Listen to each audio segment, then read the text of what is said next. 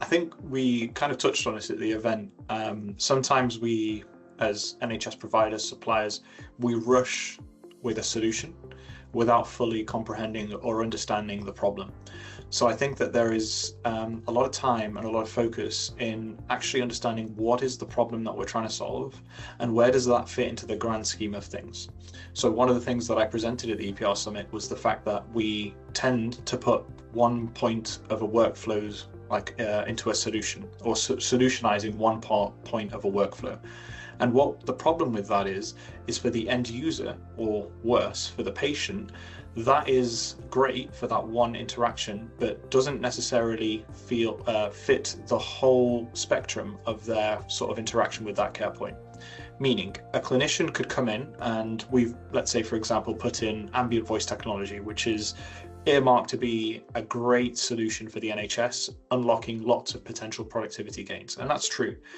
But if the incumbent EPR supplier, or even worse, if the clinician uses paper, then what you find is the ambient voice technology does well in allowing the clinician to look at the patient during the consultation.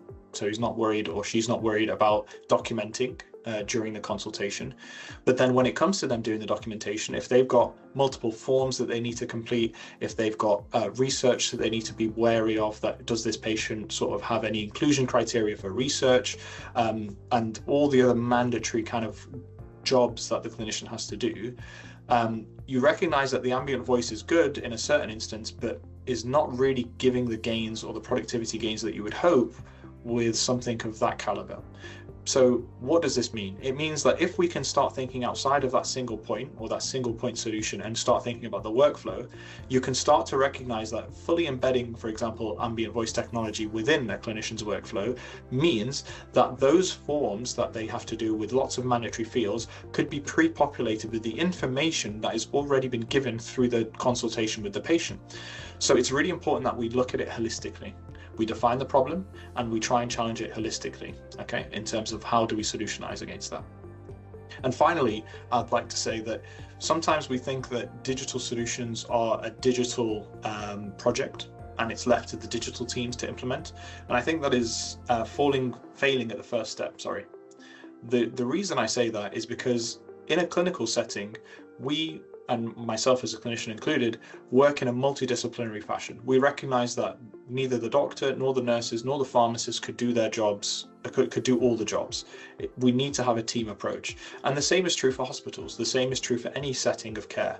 I think it's important that we recognize that there needs to be operational leadership. There needs to be clinical leadership, operational delivery, and backed by or enabled by the digital teams. So in actual fact, the digital is the enabler.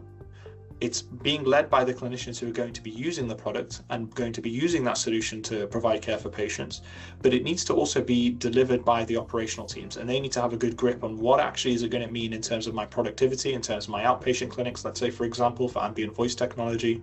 And therefore, you've automatically got that sort of managerial, quote unquote, MDT kind of approach, which I think would help unlock a lot of benefits for organizations, and not just be a digitization piece, but actually a productivity and optimization piece.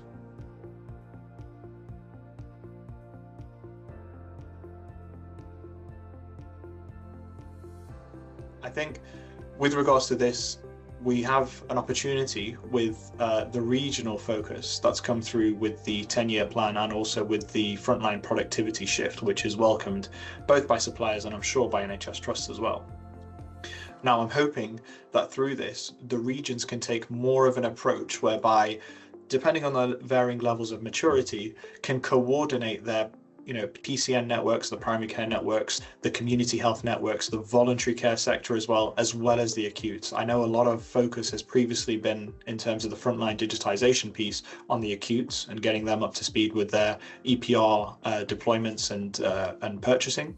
But now we need to start thinking about the system as a whole. So I very much welcome what's coming through, going forward from the frontline productivity.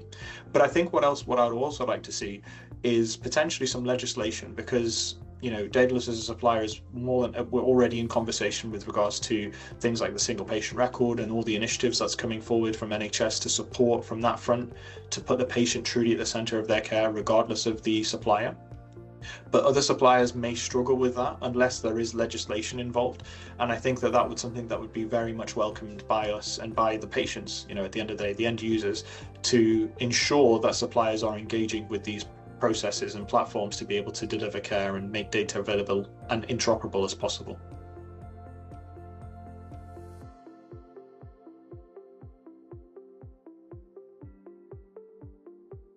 I don't have a crystal ball, but I think there are some things that are showing a lot of traction. So the frontline productivity piece has put a lot of emphasis on the ambient voice technology piece, and that's obviously been well received across trusts. Although there is no real cash releasing benefits that we have seen from that, we understand that the productivity gains of just reducing the clinical burden for nursing and medical staff is going to be huge. And so that's going to be very welcomed, and I'm sure that's going to help change the way in which we approach documentation and admin tasks for clinical teams going forward. I think generally as well, I think the ubiquitous nature of AI and people being able to do their own research and be able to utilize these tools to support the delivery of healthcare may enable some people to create some incredible innovations. Now, I know people are saying that AI is not the answer to everything, and I actually agree, but I think the fact that the technology is advancing at such a pace that there is a great opportunity for us to completely redesign the operating model of the way in which we deliver care. And I'm not saying that we're going to ask for robots to treat us. That's not where I'm heading.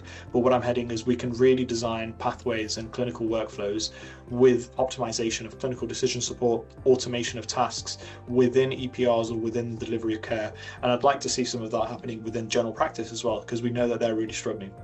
So I'm hopeful that ambient voice and embedded AI technology should be able to enhance the way in which we deliver care and not be inhibitors or cause sort of legal and ethical issues.